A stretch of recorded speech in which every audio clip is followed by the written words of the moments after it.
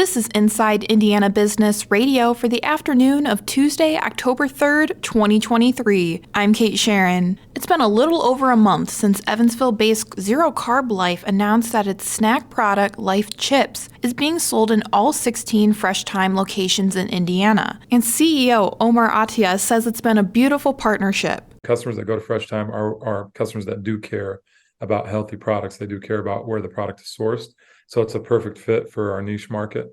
The company, which originally created zero-carb pizza crusts made from chicken breasts, expanded its product offerings with what it calls the first zero-carb chips. Since its inception, Zero Carb Life has raised over $5 million in seed funding. Heading into 2024, the company is preparing for a Series A round, a move Attia said will be used to show the company's valuation growth and prepare for what he called expansive growth. The Korn Ferry Tour Championship, in which 75 golfers compete for a $1.5 million purse and a chance to join the PGA Tour, will be hosted one more time in Newburgh before moving next year to French Lick. The event, presented by United Leasing and Finance, will be October 5th through 8th in Newburgh, ending a 12-year run at Victoria National Golf Club. Over 4 days each fall, it typically brings about 25,000 people to the Evansville region. Next year, the tournament will move to the Pete Dye course in French Lick as part of a new 5-year partnership with the French Lick Resort.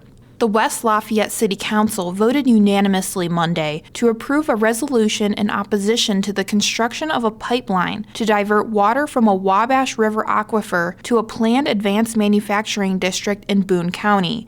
IIB's Alex Brown has more. Its passage comes less than a week after the Indiana Economic Development Corporation released the results of its commissioned study, concluding that an aquifer connected to the river contains enough water to support the planned LEAP Innovation District without depriving the Lafayette region of adequate water supply. The resolution will be sent to the Tippecanoe County Commissioner's Office, state lawmakers who represent Tippecanoe County, Governor Eric Holcomb, and Indiana Secretary of Commerce David Rosenberg. It states that the IEDC planned the pipeline in secret and the LEAP district without ensuring that there were sufficient resources for the industries that they wished to recruit there. The IEDC commissioned Interra, a Texas-based environmental consulting firm, to study a 70-acre area above the Wabash alluvial aquifer to determine whether a plan to withdraw as much as 100 million gallons of water per day was feasible. The water would then be transported via a roughly 35-mile pipeline to support advanced manufacturing operations in the LEAP district. City council members and local officials expressed a desire for more research from third parties and greater transparency from IEDC officials, who they say have not approached them about the plan. Alex Brown, Inside Indiana Business Radio. From the number one source for Indiana business news, this is Inside Indiana Business Radio. Get ready, Northeast Indiana. We're headed your way. IBJ Media, Inside Indiana Business, and the Indiana Economic Development Corporation invite you to the second annual Engage Northeast Indiana event, presented by CareSource, Indiana University, and Old National Bank. Tuesday, October 10th at the Grand Wayne Center. We'll be diving into talent, education, and other issues shaping the regional economy. You can find more at ibj.com/engage. Eli Lilly and Company is jumping into the radiopharmaceutical business, a promising way to deliver drugs to cancer patients with targeted treatments by buying Point Biopharma Global Incorporated, an Indianapolis-based startup, for $1.4 billion. The deal will give Lilly a toehold in a sector that is snowballing, with startup biotechs and large pharmaceutical companies alike spending billions of dollars in hopes of transforming how doctors and hospitals treat many cancers. The two companies announced the acquisition this morning in a joint statement. Lilly is paying Point Biopharma $12.50 a share, an 85% premium over the company's closing price on Monday of $6.68 a share.